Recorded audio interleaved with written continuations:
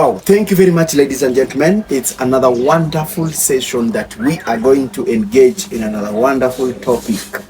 Very controversial, very complicated, very confusing, very hot, tough. And I can tell you, this is the topic that most of you are always asking and saying, oh my God. You're asking what's the topic? We are delving into the issues of marriage. For those who are looking forward to get married, for those people who are looking forward to have their weddings, you know, I've realized that the number of people filing divorce cases was higher than actually the number of people contacted COVID in 2020. That is very serious. So before you get into marriage, as you're getting into it, we've decided to bring to this so that you understand whatever you are getting into. Many people have lost property through marriage. I can tell you, many people have. We have people killing each other, people doing a lot of things because of marriage. So we are not going to take it from the biblical point of view. Please, we are not preaching for you. We are just going to look at it from the law aspect. Welcome, be with us, and as usual, my name is Winga Ruoth. And my co-host and Mengesa. Sheila Mengesa, always smiling. Let me tell you, this girl ananitesa hapa. You're crazy. Ananitesa hapa, lakini ni sawa. Niko na neema ya kutosha na kwa hivyo tutaendelesha mazungumzo. Karibu wakili. Thank you very much. Let's pick this. Welcome back, guys. So today we'll be taking you through marriage. Yes. Okay. The very controversial issue of marriage. This is where many people are always saying, you know, I don't want to go there. Yes. There are a lot of things. Right. So tell us, but basically, how does Kenyan law define marriage? So in Kenya, marriage has been defined as the voluntary union of a man and a woman, whether in a monogamous or polygamous union, and registered under the Marriage Act. So, one thing I want to pick up very seriously. Yes. This is not biblical. This is according to the Kenyan law. Yes. It's voluntary. So please, it's not forced. You're not forced to be in a marriage. Second, it's about a man and a woman. So gay marriages have not been provided for under the law. It doesn't recognize gay marriages, which is a bit unfortunate. It's fortunate. It's fortunate. Okay. Okay, that's a discussion for another day. But according to the law of Kenya, it's a voluntary relationship between a man and a woman. Okay. Whether it's monogamous or polygamous. So the law allows for polygamous marriage, but the marriage has to be registered under the Marriage Act. So meaning you've registered the first marriage, you can go to the register of persons and register another marriage. If it is a polygamous, yes. Yes. And you go to again register another one, you know. You can just keep marrying them as long as you can provide for them. This is the point. Most of the time people, if you already have a civil marriage that is active, you are not allowed. We will get to there. You cannot have a civil marriage because civil marriages are believed to be polygamous. They are considered to be monogamous. Monogamous. Yeah. So you cannot marry another wife when you are married under a monogamous marriage. Yes. Okay, fine. Let me not get preempt. You are preempting the topic. Okay. So basically, from the petition, identify some of the things. What are some of the necessary factors or some of the things, features that makes a marriage? So first, for parties to get married, they must have capacity to enter into the marriage. So they should be of 18 years and above. This is according to Kenya. Okay. And they should be of opposite sex, that is man and woman. And it has to be voluntary. Okay. And then the registration part, it has to be registered. Okay. Yeah. Wow. So just speaking it on that, what are some of the different types of marriages that we have in Kenya? In Kenya, there are 5 types of marriages. 5? Yes, 5. We have Christian marriages, civil marriages, customary marriages, Islamic marriages, and Hindu marriages. Oh! Yes. But I thought if you say religious, it covers the... because the laws that govern marriage in these other 3 Hindu, very different. You know, Islamic marriage really differs from Christian marriage. They have their own different practices. Okay. Hindu marriage is just another practice on its own. They have their own culture of going around the fire and whatnot.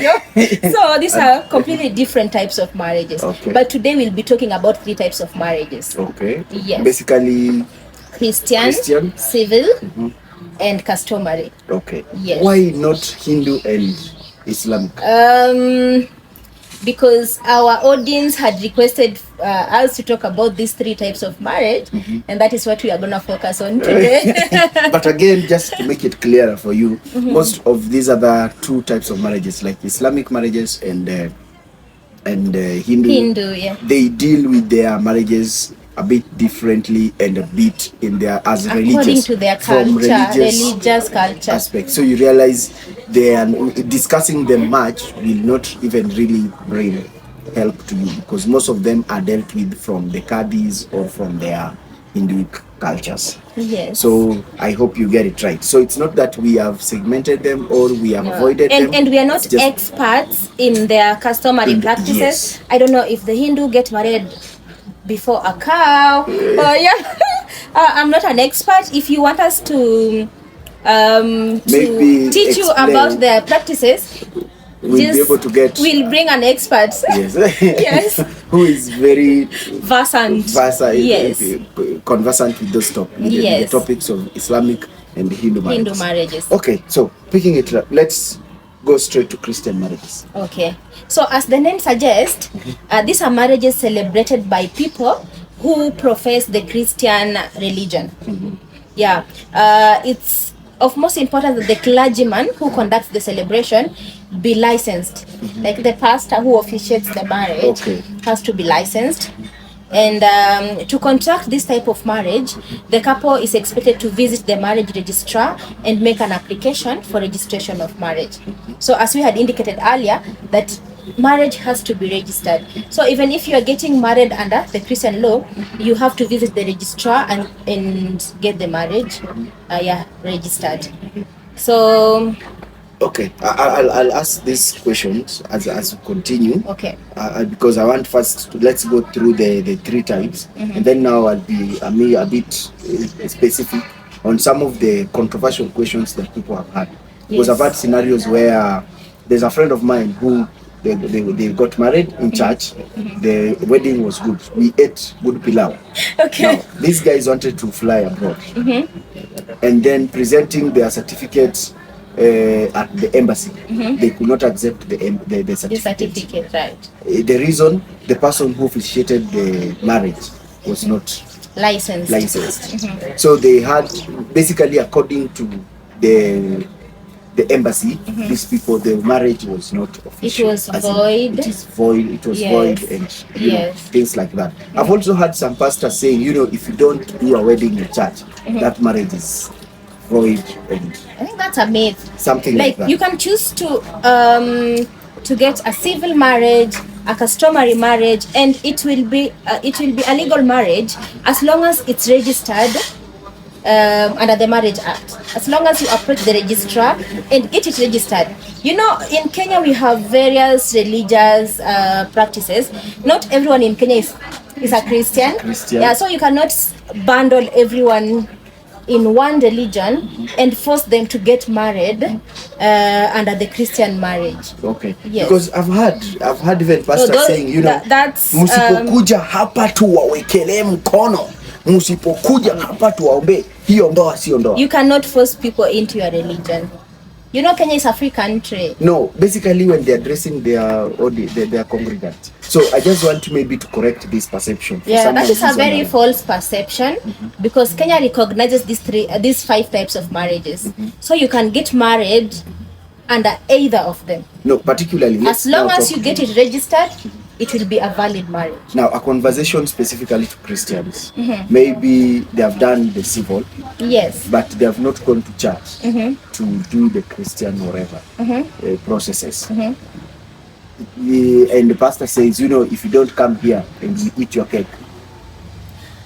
Kenya is a free country. Okay. And you cannot force people into your religion. Okay. If I'm married under the civil marriage and it's registered, I have my marriage certificate, I am duly married. You're duly married. Yeah, you cannot force me to go to church and give you cake and feed your congregation. Yeah. Okay, let's move it to now. What are some of the requirements when you are doing a Christian marriage? Okay, so you must have copies of your identification cards, ID. You must have colored passport photos for both parties. And then you have to make a payment of 600 shillings, which will serve as the notice to get married. Yeah, this notice will run for 21 days. Okay. Yeah, and I want to clear this. There's usually a confusion where parties who intend to oppose a marriage run to court on the day, run to church on the day of the wedding to go and try to oppose the marriage. That is not how it is done. You see, when parties approach the church with the intention of getting married, they are supposed to announce the marriage like 3 times. 3 times. Yeah, within the 21 days. And you are supposed to take this opportunity to approach the church and tender your intentions of opposing this marriage. Yeah. If you fail to approach the pastor or whoever within these 21 days, then you'll be time bad. Time bad, yes. So you cannot just storm somebody's wedding day and cause drama and scream and embarrassment. Yes. Counsel, just to ask now, is it illegal? Is it breaking the law? Can I sue somebody for coming to because you literally be causing public disturbance and being a melodramatic person and storming in someone's like wedding and failing to follow the law, because the law is very clear. You're supposed to object within these 21 days. So if the 21 days elapses and you've not objected, keep quiet. It's your own laws. Let people have their... Let people love each other. Let people get married. Yes, they say marriage is a beautiful thing. I don't know. Maybe you can tell us. I have... Divorces. I don't know. Okay, so let's move to maybe civil marriage. Okay. So civil marriage is this type of marriage that has been known as DC marriage or the AG marriages. Okay. Yeah, Kitambo people used to say we are going to the DC and whatnot. So these days you are supposed to apply for it on eCitizen. Yeah, Kenyans are allowed to have the eCitizen app where you can apply for marriage, like passports, business registration. Yeah, all the government services are provided there. Yeah, so you go on eCitizen, then you make the application, and then you upload the necessary documents. Yeah. Okay. Yeah, so some of the requirements are that the couple should give a notice to the registrar of marriage of the intention to contract a civil marriage. Okay. And then the application should be accompanied with couple's identification cards, ID, colored passport photos for both parties, and a payment of 600 shillings. Okay. So basically the process remains the same in terms of... because this 600 shillings goes towards the notice, the issuance of notice. The issuance of notice. To so welcome the objectors. The objectors. Yes. So basically you look at the requirements of the civil marriage and the requirement of the Christian marriage. Yes. Now, if you look at this, does it mean that the church marriage or the whatever we normally call the wedding is just a celebration? Because it's just a celebration because you must first approach the marriage registrar to have your marriage registered. Yes, the marriage registrar under the Marriage Act for it to be valid. Yes. Okay. Right. Fine. Thank you. So it's the same process. You pay, you have the identification, you wait for 21 days. And then after the 21 days, you'll pay 3,300. Okay. And then you are given a marriage date according to the official diary, the AG's official diary. Yes. On the date of marriage, you're supposed to go, you and your spouse, you're supposed to go there with 2 witnesses. And the registrar of marriage will officiate the exchange of vows through a small ceremony, and you'll exchange vows, exchange rings, and then you vamos for your honeymoon or whatever you decide to. Okay. So what about the customary marriage? So customary marriage is usually celebrated under the customs of the couple that intends to marry. Okay. In Kenya, we have a lot of tribes, and they both exercise different customary practices. The Nandi, the Luya, the Kikuyu, whatever. Yeah. The Luos. Yeah. The Kambas. Mm-hmm. Okay. And then mostly under customary marriage, there's usually payment of dowry, which is very key to signify the happening of a marriage. Yes, dowry, in most communities, dowry is usually very key. And then to register this type of marriage, the couple is expected to notify the registrar within 3 months of completion of the relevant ceremonies or steps that require the conferring of the status of marriage to the couple. So after 3 months of completing your rites, your ceremonies, taking mursik, and payment of dowry and taking of photos, so you notify the marriage registrar, and your marriage will be registered. Okay. So meaning, in this case, for example, you've conducted a customary marriage, will you still follow the same procedure of paying the whatevers and the 600 and... No, you know, the 600 is meant for issuance of notice for any objectors. But in this case, these people have already gotten married. Yeah, you've already gotten married under your customs. Under the customary laws. Yes. Okay, fine. So what rights do I have when married? So once you get married, yes, you get the right to consummate your marriage. Okay. You get the right to inherit your spouse's property upon death. You get the right to a personal representative to your spouse. Like when they die, you become an administrator. Okay. You administer their estate. And then you get the spousal privileges. Yeah, I usually advise people, do not just elope without registering your marriage, because you will not be entitled to these rights, especially to inherit your spouse's property if the marriage was not registered. Yes. Okay. Yes. Wow. Now there is this the rights to consummate. Consummate. Can a marriage be dissolved based on Yes, that is one of the ground for divorce. Consummation. Yeah, failing to consummate a marriage. So how long can that happen? Okay. Like, for how long does... As in, for example, if you keep on refusing and refusing and refusing, yes, the other party will have the right to move to court and file for divorce based on failing to consummate the marriage. It's just a brother. Yeah, once you get married, you cannot keep on refusing to consummate. Okay, fine. Yeah. So can a marriage be terminated? Yes, a marriage can be terminated through divorce. How does that happen? The aggrieved parties, if the couple is having irreparable, if the marriage is going through an irreparable damage, one of the party, either party can move to court and file for divorce. The same is filed through a petition, and you will serve the other party with the notice to appear of summons, and they will put in their response, and then you file an application, a registrar's application, which will declare the divorce either defended or undefended, and then you are heard and granted your divorce. Okay, so this is another topic, and I don't want us to get into this divorce topic because I'm sure most of us have been waiting for this topic. Okay. So I want to shelve this here so that we pick it from here. The next time we are meeting, we are taking the discussion on now the divorce processes, how do we do things and how to handle this. But just to take this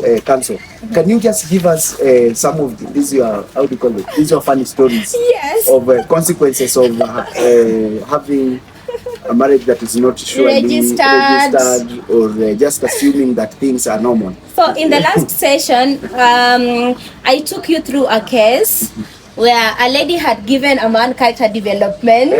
Today tables have turned. I'll be taking you through a case where a man is the one that gave a woman some very serious character development. Okay. I don't want to mention names because these are very senior politicians involved in this case, but I'll mention the case number so that you can go Google and love and yes. So this is divorce cause number 272 of 2019. This decision was given on 27th of September. Still very fresh. Very fresh. The wounds are still very fresh. So basically just taking us. So the petitioner, let me give you very brief facts. Yes. The petitioner was a very rich woman, politician. No, please don't mention married their to profession. another politician. Yes. And begin giving people hints to begin suspecting. If you know, you know.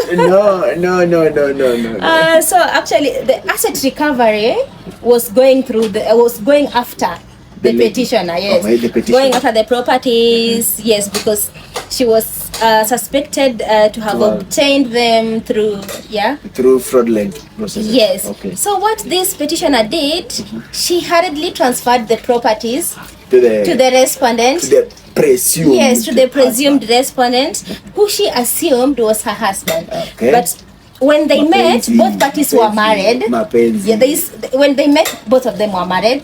But the petitioner divorced their husband, and you see she was free and she had capacity to get married.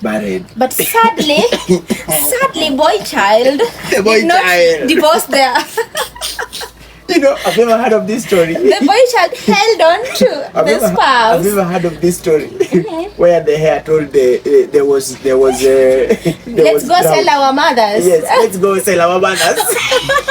Or let's eat our mothers. Let's eat our babies. And then the hyena said. So the hyena said. The hyena actually ate his mother. No, we start with yours. So yeah, I remember that story in class 3. So the hyena ate his mother. They actually ate the hyena's mother, yes. And the hare hid his mother. His mother. Yes. And it was very sad. Okay. So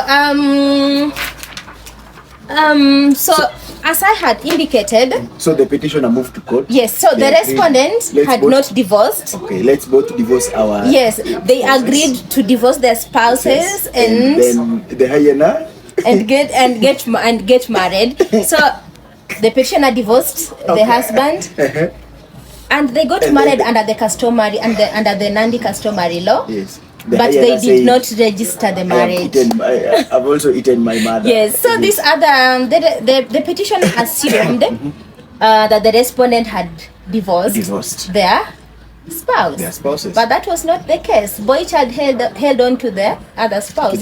For reasons based on to him. Yeah. So there was trouble in paradise, and they separated. And the petitioner even moved in with another man. Yes. Hey, and she wanted her properties back because she had transferred her properties to the respondent. The petitioner had really trusted the respondent. They were in love. You know what happens when people are in love? In love. Heaven was they share ATM pins. Everything was nice. In those days we were eating, the same spoon. They were feeding each other. Saying, wash my back and I wash your head. And it ended in premium tears. Another pizza. And when you finish the pizza, So my friend, basically, when these things are there, always don't lose your mind. Don't lose your mind. Things can change. Yeah. So in this case, the petitioner wanted her properties back because they had now separated and they had stopped living together, And this petitioner had even moved in with another.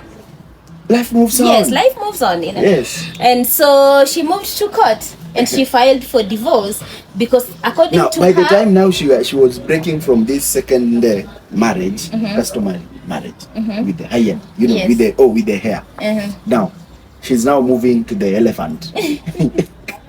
Had she dissolved this other marriage? They had gotten married under the Nandi customary law, but she had divorced the first husband. Okay. So she moved to court and filed for divorce because according to her they had been married under customary law. Okay. And because if the courts had found that they had been married and the marriage had been dissolved, then it means these properties were matrimonial properties, and they could have shared them. Okay. Yeah. But so the issue for determination before court was whether these parties were legally married. Yes. And this was, let me just take you through the last part of the judgment. It's very long. Okay. Yes. So this is what our very, very able, honorable Nyaga had to say about this issue. So, having settled that the customary union between the parties in dispute herein is not a marriage, and neither can it be presumed as such under the laws of Kenya, the consequence is that the prayer sought specifically for the declaration of the existence of marriage and dissolution of the same between the parties herein must fail. Specifically, a decree of divorce cannot issue in respect of an invalid marriage by law. Any attempt to issue the same would be essentially upholding an invalidity. Simply put, the court cannot aid an illegality. As I conclude, I must express my sympathy for the plaintiff.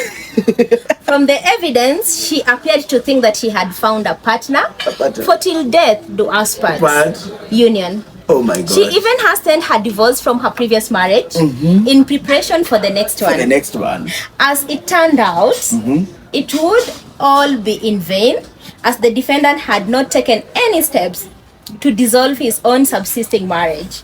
Whether this was inadvertence or shrewdness on the part of the defendant, it is a tale of another day. This digressing to that topic would require another full judgment of its own. Therefore, for now, I will not state anything more. From the entirety of the foregoing, I find that the amended plaint dated this date is wanting of merit, and the same is accordingly dismissed. Girl child was played, so the properties have gone with this guy because there was no marriage. This guy had no capacity to enter into a marriage because he was married under the civil law, which is supposed to be monogamous. So he did not have capacity to enter into a customary marriage. Thank you. And that is how boy child played girl child. Thank you. Character development in Kenya continues. Thank you. Thank you, my brother. Now the question I raised when you are starting, can you be able to get into another marriage, in a civil marriage? The answer is no.